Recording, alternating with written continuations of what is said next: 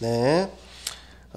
두 번째 시간에는 문제 해결 심리학, 문제 해결의 심리학적 배경을 하고 있습니다. 지금 문제 해결의 어떤 심리학적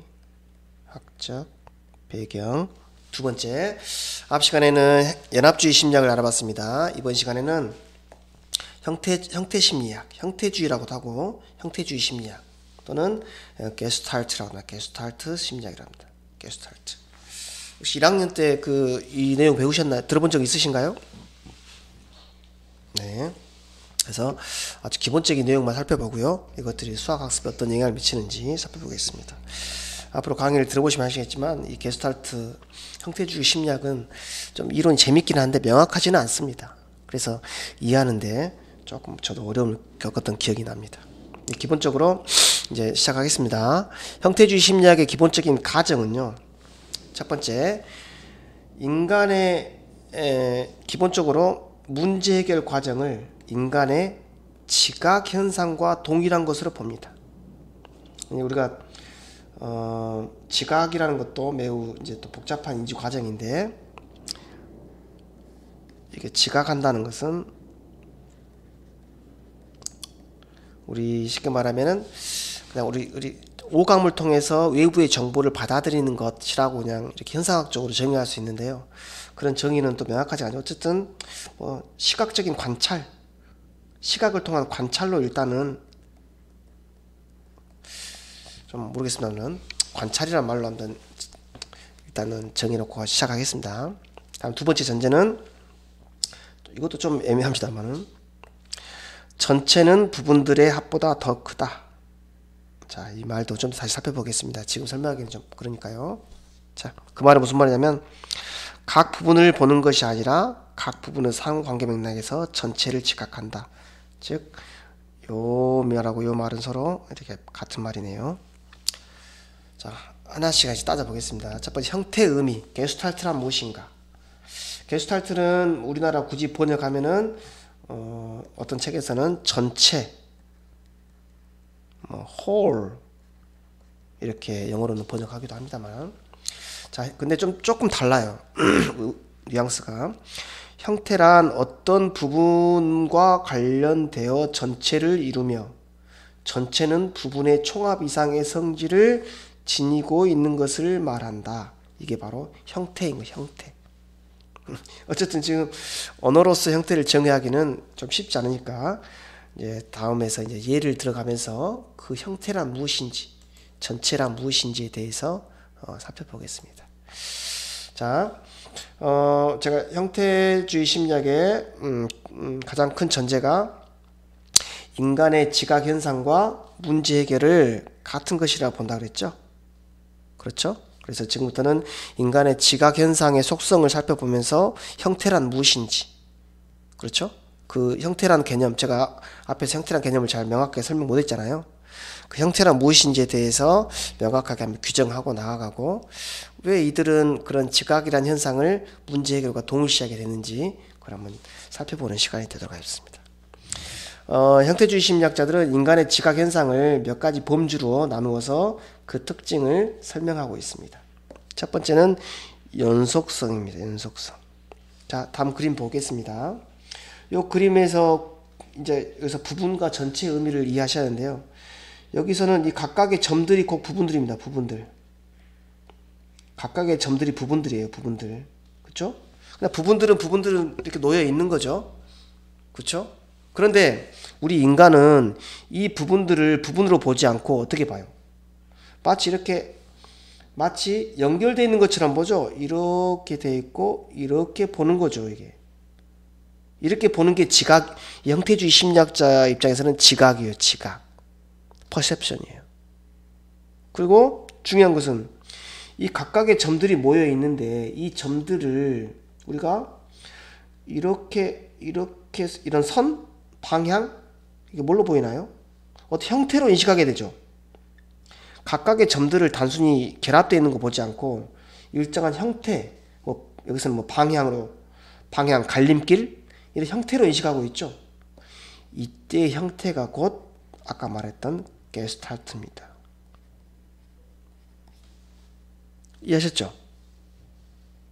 형태란 말 이해 가시나요? 그냥 각각의 점들은 그냥 각각의 점들이에요. 그런데 우리 인간은 이 각각의 점들을 다른 형태로 인식한다는 거죠. 그렇죠? 보세요. 옆에 그림, 여러분 이 그림 뭘로 보이세요? 이거 눈으로 보이고 활짝 웃고 있는 입으로 보이시죠? 그렇죠? 단순히 그 점들이 모여 있는 거잖아요. 근데 그 점들을 점으로 보지 않고 어떤 형태, 인간이 활짝 웃는 얼굴로 보고 있는 거죠. 단순한 점들이 모여 있는 것으로 보지 않고 어떤 형태로 인식한다는 거죠. 그렇죠? 이와 같이 어떤 이 이 부분들을 단순히 결합된 것으로 보지 않고 그 부분들이 서로 관련된 것으로 인식함으로써 어떤 형태로 인식하려는 것, 이것이 바로 인간의 기본적인 지각 현상이라는 거죠. 그리고 이런 지각 현상에 통해서 형태로 보는 형태, 만든 형태, 이것이 바로 게스탈트라는 거죠. 그렇듯하죠. 두 번째, 유사성. 유사성은 이 그림 설명할게요. 그림을 보시면은 이게 지금 별표, 점, 별점, 별점 있죠. 근데 사람이 볼 때 여러분도 보시면은 여러분 지금 이 방향으로 보시나요? 이렇게 보시나요? 별점, 별점으로 보시나요? 아니면은 요 한 줄이 반복된 거로 보시나요? 그래요. 놀랍게도 우리 인간은 이 X와 동그라미가 교대로 나타나는 것으로 인식하기보다는 X 세로줄과 O 세로줄이 교대하는 것으로 인식해요. 즉 유사한 것끼리는 유사한 것끼리 그룹화 시키려는 경향이 있다는 거예요. 이해하셨습니까? 이런 유사한 것끼리 묶어서 보려는 성질이 있다는 거죠. 그냥 X는 X고 O는 O일 뿐인데 인간이 기본적으로 그렇게 지각하려는 경향이 있다는 경향. 세 번째는 완결성은 이제 더 재밌죠. 완결성 보시겠습니다. 보세요.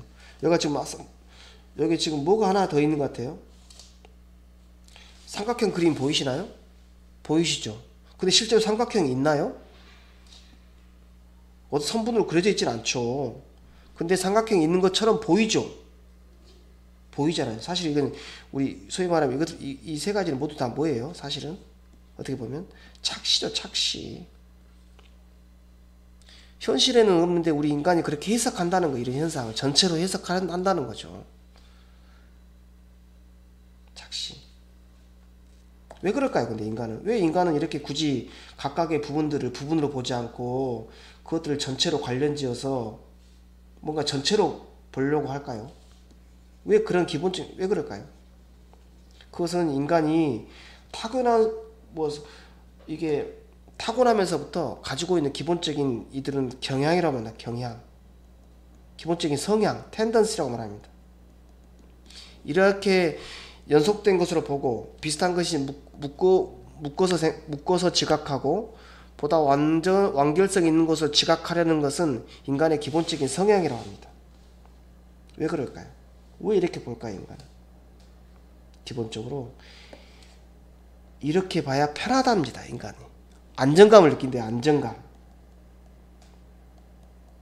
이렇게 어떤 세상을 연속적으로 보고 비슷한 것끼리 묶고 없는 거지만 있는 것처럼 봐야지만이 인간은, 이것이 기본적으로 인간의 기본적인 경향, 성향인데, 이런 경향과 성향을 발현한 까닭은 이렇게 볼 때만이, 삶을 이렇게 지각할 때만이 보다 안정감을 느낀대요.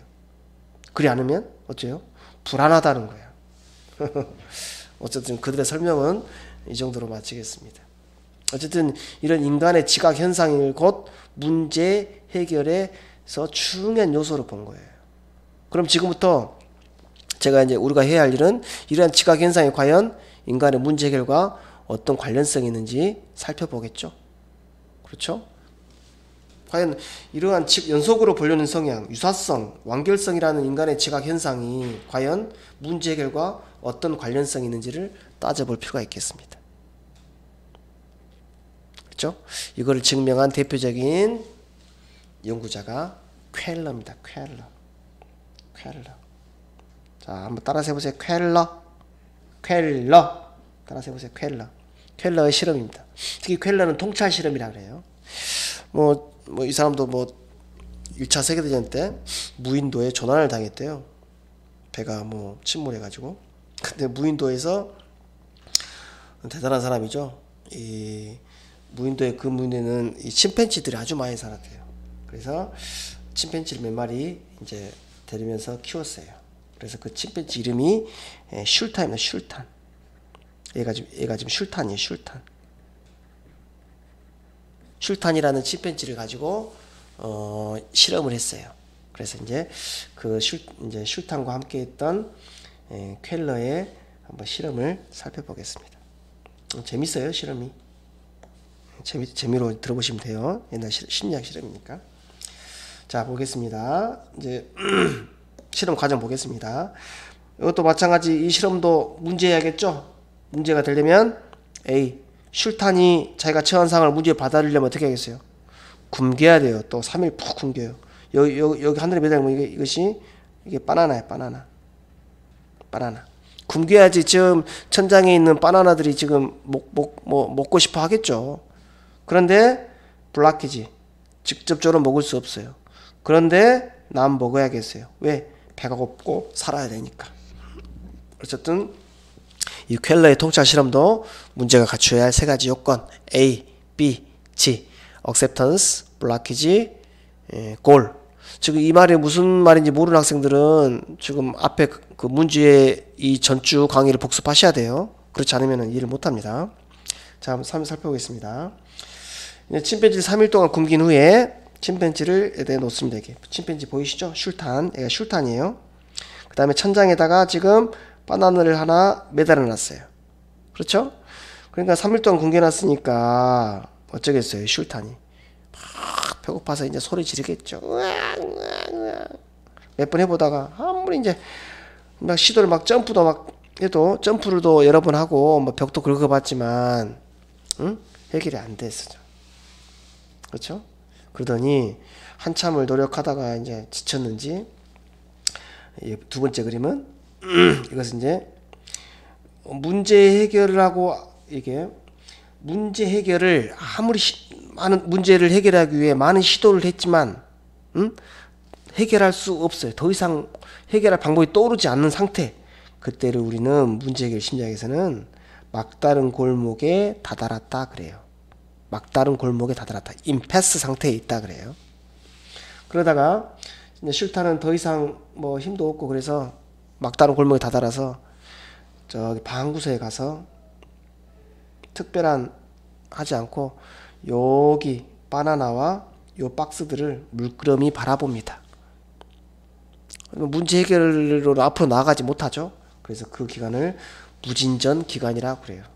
그래서 체념한채 우리 슐탄은 구석에 앉아 바나나와 상자들을 바라보고 있습니다. 그렇죠? 그러다가 한 3분 정도 앉아있더니 갑자기 슐탄이 번뜩 일어납니다. 그러면서 뭐라고 외치나? 아하! 침팬지 이렇게 말한가요? 아하! 라고 외치면서 일어납니다. 그러더니 갑자기 상자를 쌓기 시작해요. 그랬을 때 아하 일어나면서 상자를 쌓는 이 순간 그때 우리는 통찰, 아하, 인사이트가 일어났다 그래요. 다시 말하면 문제를 해결했다 그래요. 뭐 그 다음이야 뭐 상자 그래서 상자를 쌓아서 올라가서 문제 이 하늘에 천장에 매달려 있는 바나나를 따냅니다. 그래서 기본적으로 이 퀘러 실험은 크게 네 단계로 나누어 생각하시는데요. 첫 번째는 막다른 골목에 이르는 단계. 두 번째는 구석에 앉아서 물끄러미 바라보는 무진전 기간. 세 번째는 통찰이 일어나는 순간. 마지막으로 문제 해결. 네 가지 단계로 구별할 수 있겠습니다. 이게 기본적인 실험 과정이니까 이해하셨죠? 그런데 우리가 해야 할 일은 뭐라 그랬어요? 인간의 지각 현상과 관련이 있어야겠죠? 이 침팬지가 과연 인간의 이제 형태주의 심리학자들은 이게 침팬지가 문제를 해결하는 행동과 인간의 지각 현상은 서로 같은 거라 그랬죠. 여러분들 인간의 지각 현상과 이 침팬지 슐탄이 문제를 해결하는 이 과정과 관련성이 있다. 어떤 점에서 관련이 있다고 생각하시나요? 어떤 점에서? 자, 그걸 알아보는 게 오늘 강의 핵심입니다. 자, 과연 이 슐탄은 무진정 기간 동안 막다른 골목에 다다랐을 때 내가 아무것도 할 수 없어서 저 구석에 앉아 체념한 채로 밑에 있는 상자들이 놓여 있죠? 이 상자들과 바나나를 물끄러미 바라보고 있어요. 그쵸? 그 순간 이 슐탄의 머릿속에서는 과연 어떠한 일이 벌어졌는가? 이게 핵심이에요. 어떤 일이 벌어졌을까요? 여기서 이 무진정 기간 동안에 분명히 머릿속에서 어떤 생각을 했으니까 갑자기 나가서 상자를 쌓기 시작했겠죠? 그렇죠? 과연 무진정 기간에 무슨 일이 있었을까요? 자, 제가 설명해 드리겠습니다. 켈러는 특히 형태주의 심리학자들은 이렇게 설명합니다. 어떻게 설명하냐면요. 자, 여기에 좀 뭐가 있어요? 박스가 놓여 있죠? 그런데 슐탄은 무진정 기간 동안 여기 앉아서 무슨 생각을 했냐면 이런 생각을 했어요. 어떤 생각을 했냐면, 자, 봅시다. 자, 여기에 뭐가 있냐면요. 머릿속으로 이런 생각을 한 거예요. 자, 여기가 바나나가 있다. 근데 바닥에 박스가 하나 놓여 있다. 그래서 머릿속으로 뭐 하겠어요? 또 박스가 하나 또 있다. 또 박스가 하나 놓여 있다. 그러겠죠? 그래서 이렇게 쌓아 보면서 어떻게 생각하세요? 다시 설명할게요. 제가 너무 앞서갔네요. 여기에가 박스가 하나 놓여 있었어요. 그래서 또 박스가 하나 이렇게 있어요. 이렇게. 그러면 슐탄의 머릿속에는 어느 순간 이 박스와 첫 번째 박스와 두 번째 박스와 세 번째 박스가 순간 어떻게 보였겠어요? 그래요. 서로 연결된 것처럼 보였어요. 연결된 것처럼. 이런 인간의 지각 현상 중 뭐와 관련돼요? 앞에 말했던 것처럼? 연속성이에요. 연속성. 각각의 부분들은 서로 놓여 있는데 어느 순간 이것들이 연속된 것처럼 보이는 순간 통찰이 일어났다고 보는 거예요. 이해하셨어요? 인간의 지각 현상, 연속성이라는 인간의 기본적인 지각 현상이 곧 문제, 통찰이라는 현상을 일으키게 된 근본적인 재료라는 거죠. 재료. 인간의 지각 현상이. 이해하셨어요? 사실 여기 있는 상자들과 바나나는 별로 관계가 없는 것들이잖아요. 문제의 부분들이잖아요. 그런데 이 문제와 관련이 없는 이 상자들과 이 바나나들을 서로 어느 순간 연속적인 것들로 딱 보인다는 거죠. 이 순간 바로 통찰이 일어났다는 거예요. 이해하셨습니까? 통찰이 어떻게 일어났는지? 결국은 인간의 지각 현상이 통찰을 가능케 한 재료였었죠. 자, 이 부분을 잘 이해하시면은 오늘 강의를 매우 잘 들으신 겁니다. 이 부분 꼭 이해하시면 좋겠습니다. 자, 켈러는 이런 실험을 했습니다. 아셨죠? 그런데 켈러의 실험은 여기까지예요. 여기까지. 그게 무슨 말이냐면 더 이상 수학 교육에 형태주의 심리학이 우리 수학을 이렇게 해라고는 언급된 바가 없어요. 그렇죠? 이런 켈러의 통찰 실험에 영감을 얻어서 베르타이머는 이런 형태주의 심리학을 아이들의 수학 학습에 이제 접목하려고 시도합니다.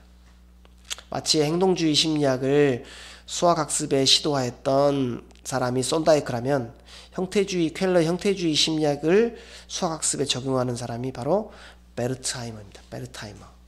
어떤 책에서는 베르트하이머라고 합니다만은 한번 설명해 보겠습니다. 어느 날 베르타이머가 교실에 찾아갔습니다. 교실에 찾아가요.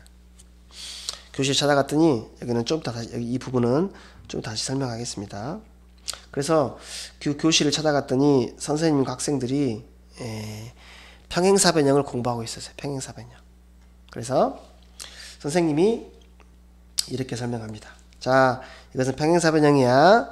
평행사변형은 이렇게 수선을 그어서 밑변과 높이를, 그래서 평행사변형의 넓이는 밑변 곱하기 높이란다. 이렇게 설명하고 아이들도 문제를 풀고 있어요. 이해하셨죠? 자, 어떻게 풀고 있냐면요. 선생님이 결국은 선생님이 평행사변형의 넓이 구하는 공식을 직접 가르쳐주고 아이들은 그거를 따라서 연습하고 있는 상황이었어요. 즉, 평행사변형의 넓이를 구하기 위해서는 수선의 길이와 밑변의 길이를 곱하면 된다고 설명했다. 이 방법을 이용해서 학생들은 평행사변형의 넓이를 구하는 연습 문제를 쉽게 계산할 수 있었다. 이게 기본적인 교실 맥락이었어요. 그런데 형태심리학자인 베르타마의 보기에는 뭔가 좀 불만족스러워요.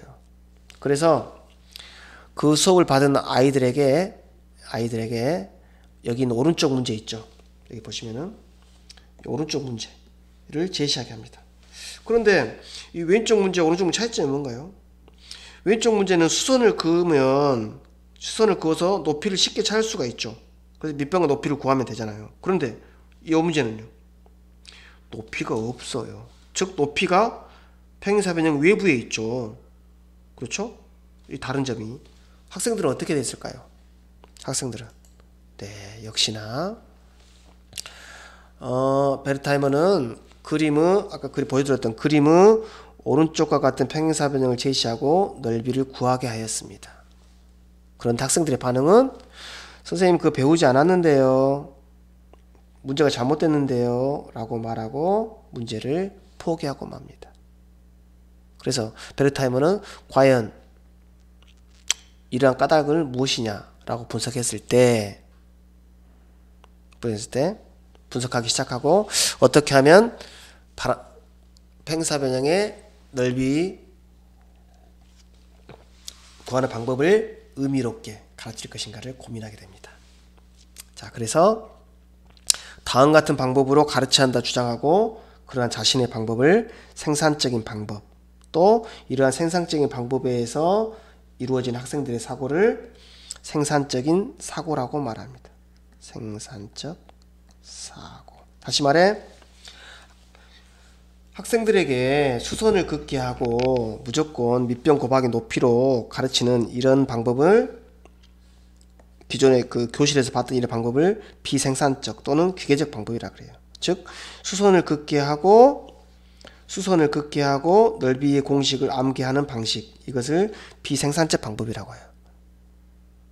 그러면 생산적 방법은 무엇이냐면요, 이 평행사변형이 직사각형으로 변형하는 방법이에요. 우리 현재 교육과정에 보면 평행사변형을 직사각형으로 변형하는 방법, 즉 줄여서 쓸게요. 평행사변형을 직사각형으로 변형하는 방법을 가르치는 거예요. 즉 다시 말하면 여러분 열심히 아시다시피 여기다가 수선을 그어서 이 부분을 떼내서 여기다가 옮기면 뭐가 되겠어요?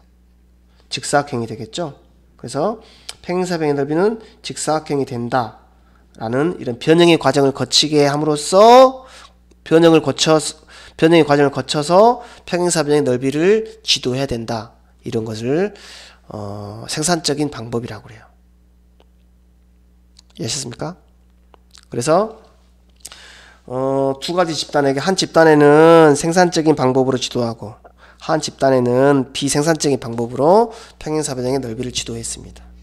그래서 이제 학습의 효과를 알아보기 위해서 이런 실험을 합니다.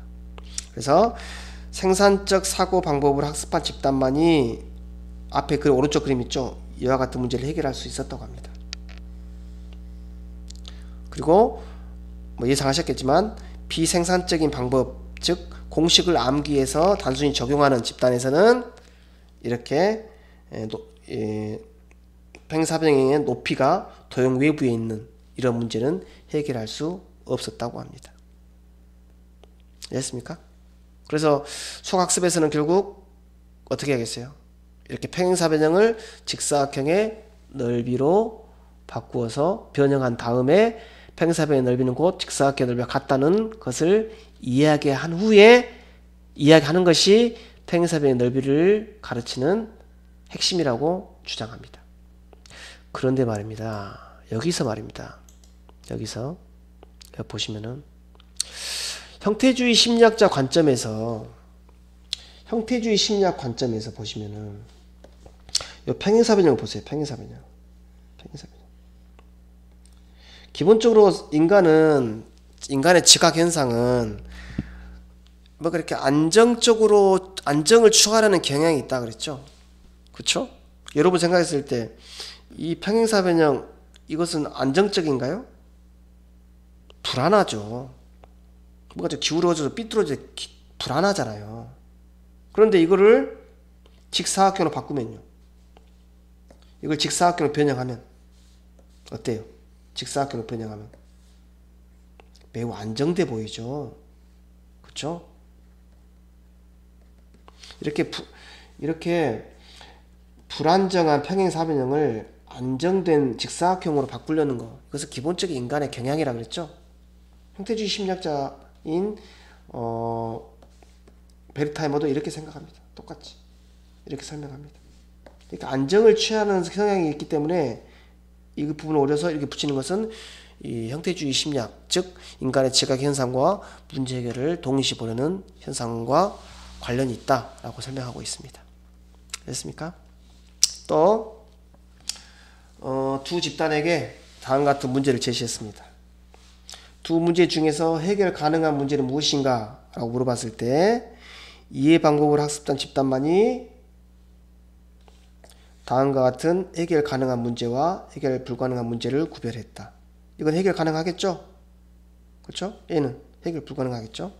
또 기계적인 방법으로 학습한 집단은 우리는 그것은 아직 배우지 않았다고 말했다. 이렇게 이해할 수 있겠습니다. 그래서 우리가 여러분 오늘 그 형태주의 심리학자에서 꼭 기억해야 할 것은 이것도 또 임용고사 몇 번 나왔습니다. 알겠죠? 아셨어요? 생산적 사고의 의미가 무엇인지. 그렇죠? 즉 구조의 이해에 기반한 사고가 곧 생산적 사고이다. 베르타이머 하면은 생산적 사고라는 키워드를 꼭 기억하셔야 됩니다. 아셨죠? 자, 정리하겠습니다. 지난 시간과 이번 시간에서 연합주의 심리학과 형태주의 심리학을 공부했습니다. 그래서 제가 여기 비교를 해놨거든요. 비교한 것 중에서 여러분이 꼭 잊지 말아야 할 부분, 제가 설명이 좀 필요한 부분이 이겁니다. 이거 지식관. 이 연합주의 심리학의 지식관은 전체는 부분의 합이다 그랬어요. 이 말은 무슨 뜻일까요? 제가 그랬잖아요. 그 두 자릿수 받아올림이 2번 있는 덧셈을 하기 위해 필요한 기초 지식들이 있다겠죠. 잘게 쪼개야 한다 그랬죠. 이 부분들이 잘게 쪼개서 가르칠 때 위계 있게 가르쳐야지만이 이 전체 지식을 가르쳐야 한다겠죠. 그래서 이 부분들의 합은 곧 전체와 같다는 거지. 그런데 이것은 전체는 부분의 합보다 더 크다는 거. 이거 이해하셨죠? 자, 다음 브라우너의 2가지 비판 말씀드렸고요. 그 다음에 중요한 거 베르타이머의 생산적인 사고, 그 다음에 비생산적인 사고를 구별할 수 있어야 할 것 같습니다.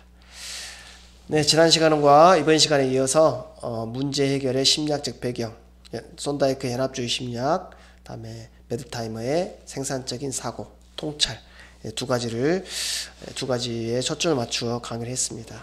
많이 부족합니다만 여러분 꼭 이제 강의록을 자료실에 올려놓을 테니까 강의록과 함께 보면서 꼭 리뷰를 하셔야 됩니다.